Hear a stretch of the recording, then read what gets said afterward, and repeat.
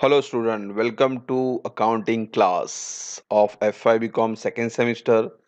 We are doing the topic consignment account and today we are going to solve question number 7 यानी sum number 7 और इसके साथ आप एक कैलकुलेशन सीखेंगे calculation of closing stock.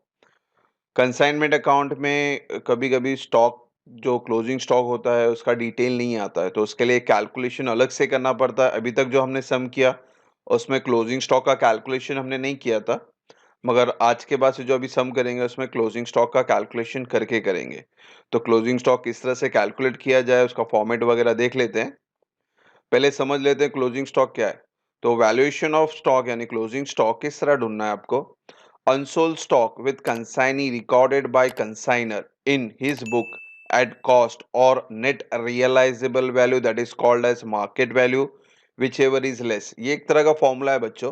Consignor के बुक में क्लोजिंग स्टॉक को या तो कॉस्ट पे रिकॉर्ड किया जाता है या तो मार्केट वैल्यू पे। आपने 11-12 के फाइनल अकाउंट में भी किया था। हमको फाइनल अकाउंट में एडजस्टमेंट में आता था, क्लोजिंग स्टॉक के दो वैल्यू आते थे। तो हमारा एक ही फंडा होता विच एवर इज लेस, यानी जो भी छोटा होगा कॉस्ट हो या मार्केट वैल्यू हो, जो भी छोटा फिगर होगा वो आपको लेना होता है। तो ये एक बेसिक चीज है इसके अंदर। फिर बच्चों द कॉस्ट इंक्लूड, और जो कॉस्ट होता है उसमें क्या क्या आते हैं बच्चों, cost of goods send plus expenses. अब जो कॉस्ट ऑफ गुड्स है उसके अंदर कॉस्ट ऑफ गुड्स सेंड यानी जो कंसाइनमेंट हम भेजते हैं एजेंट के पास वो, प्लस एक्सपेंसेस। अब ये एक्सपेंसेस जो है बहुत वास्ट है, इसको समझना पड़ेगा आपको। एग्जाम्पल के थ्रू समझाया मैंने। तो ये टेबल में देखो, पहले तो हेडिंग समझो, expenses included in value of closing stock. तो ये सारे एक्सपेंस आपको इंक्लूड करने हैं जब क्लोजिंग स्टॉक आप कैलकुलेट करते हैं। और expenses not included in value of closing stock, तो ये सारे एक्सपेंसेस आपको एक्सक्लूड करना है यानी इंक्लूड करना नहीं है। सबसे पहले क्या इंक्लूड करना है, कंसाइनर के जो एक्सपेंस है वो सारे एक्सपेंस आएंगे, वो कुछ भी हो तो सारे कंसाइनर के एक्सपेंस आपको ऐड करने हैं। कंसाइनी के कुछ एक्सपेंस है जो ऐड होते हैं और कुछ एक्सपेंस जो ऐड नहीं होता। एक्चुअली ये कंसाइनी के एक्सपेंस है पूरे। तो जो ऐड नहीं होते, नॉट इंक्लूडेड, उसको आप याद करें। गोडाउन रेंट है, वेयर हाउस और स्टोरेज चार्जेस है, डिस्काउंट बैड डेट है, insurance of the goods in the godown, office and administration expense, selling and distribution expense. तो ये नॉट इंक्लूडेड है। जब हम क्लोजिंग स्टॉक कैलकुलेट करेंगे तो उस वक्त एक्सपेंस को आपको इंक्लूड करना नहीं है। सिंपल वर्ड में समझे, कंसाइनर के तो सारे एक्सपेंस ऐड करना है, कंसाइनी के वो एक्सपेंस ऐड करने हैं उसके दुकान में आने के पहले है। तो देखो जैसे carriage of freight up to godown, तो गोडाउन में अभी तक माल पहुंचा नहीं, माल बाहर ही है, कंसाइनी के गोडाउन में पहुंचा नहीं है। तो कंसाइनी के गोडाउन में एक बार माल आ गया तो उसके बाद के एक्सपेंस एक्सक्लूड करने हैं। और कंसाइनी के गोडाउन में आने से पहले यानी बाहर के जो खर्चे हैं, custom and octroi duty, obviously goods आ रहा है कंसाइनर से कंसाइनी की तरफ, क्लियरिंग एंड डॉक चार्जेस भी वही है, अनलोडिंग चार्जेस एट गोडाउन, अभी भी ये बाहर ही अनलोडिंग हो रहा है, गोडाउन के अंदर पहुंचा नहीं है। तो इस तरह से सिंपल वे में आप याद करें कि कंसाइनर के तो सारे एक्सपेंस लेना है आपको, कंसाइनी के वो एक्सपेंस लेंगे जो गोडाउन के बाहर के हैं। और एक्सक्लूड करना है, नॉट इंक्लूड करना है वो गोडाउन के अंदर यानी कंपनी के अंदर आ गया, एजेंट के पास आ गया, उसके बाद के एक्सपेंस को आपको एक्सक्लूड करना है। तो ये टेबल बहुत इंपॉर्टेंट है कैलकुलेशन ऑफ क्लोजिंग स्टॉक के दौरान, ठीक है। क्लोजिंग स्टॉक के अंदर जब आप कॉस्ट वगैरह ढूंढ लें तो उसके लिए एक फॉर्मूला है, फॉर्मूले के बाद आपको वैल्यूएशन ऑफ क्लोजिंग स्टॉक आएगा। फॉर्मूला क्या है बच्चों, value of closing stock is equal to cost of goods sent. Cost of goods sent, ये आपको पूरा कैलकुलेशन करना है, ये with the help of all this expenses. तो ये टेबल में हम दिखाऊंगा मैं आपको एग्जाम्पल एक। फिर क्वांटिटी इन स्टॉक यानी क्लोजिंग स्टॉक ऑफ क्वांटिटी लेना है आपको, जैसा किलो केजी दिया रहेगा वो, रुपीस नहीं लेना आपको, क्वांटिटी लेना है, किलो जो भी रहेगा वैसा। और फिर क्वांटिटी सेंट, टोटल क्वांटिटी कितना सेंट हुआ है वो। तो फॉर्मूला है cost of good sent multiply by quantity in stock यानी क्लोजिंग स्टॉक और क्वांटिटी सेंट।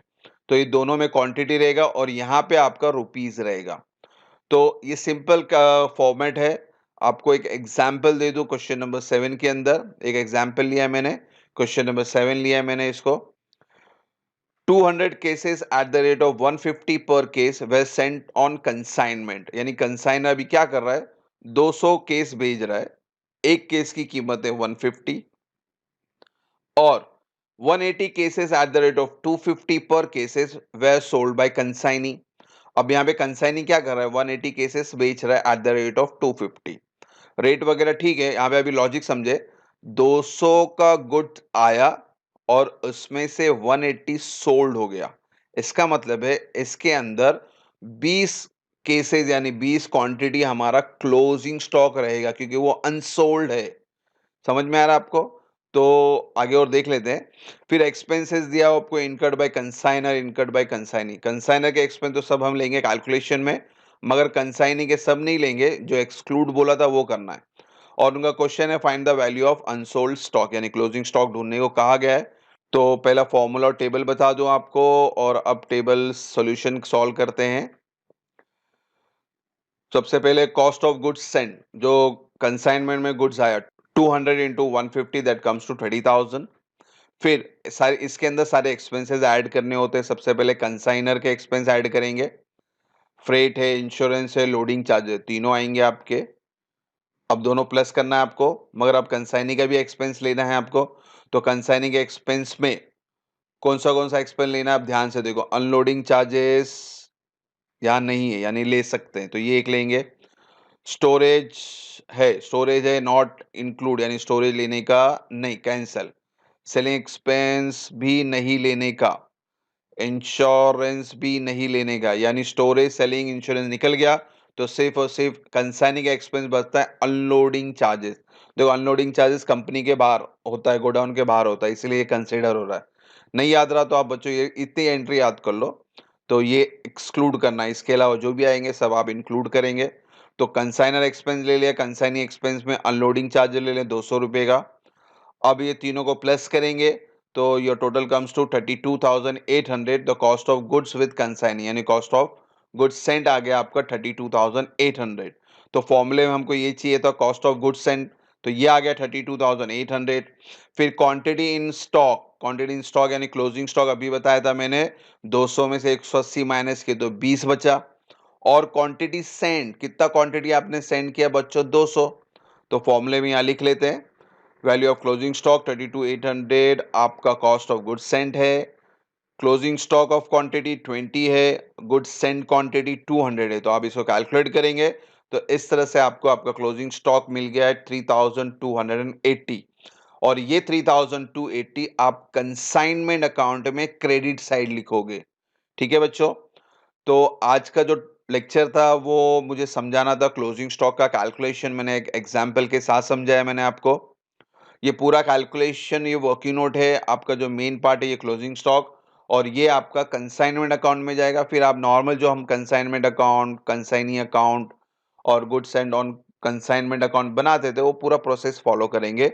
मगर वो प्रोसेस फॉलो करने से पहले आपको ये वर्किंग नोट बनाना है. और वर्किंग नोट आपको याद रखना है, ये टेबल याद रखना है कि भाई ये कॉस्ट ऑफ गुड्स सेंड ढूंढेंगे तो उसके अंदर कॉस्ट ऑफ गुड्स सेंड जो स्टार्टिंग में वो और सारे एक्सपेंसेस ऐड करना है. और इस सारे एक्सपेंस में क्या एक्सक्लूड करना है, वो ये इतनी सी चीजें हैं. तो आप इसको याद रखें, फॉर्मूला भी याद करें. होप सो यहाँ तक कोई डाउट ना हो. इंशाल्लाह नेक्स्ट वीडियो क्वेश्चन नंबर 8 से शुरू करेंगे जिसमें प्रॉपर सम और पूरा कैलकुलेशन करेंगे, how to find out the closing stock. ये टेबल को, ये वर्किंग नोट को अच्छे से याद रखें. होप सो यहाँ तक कोई डाउट ना हो. Thank you for watching the video. God bless you.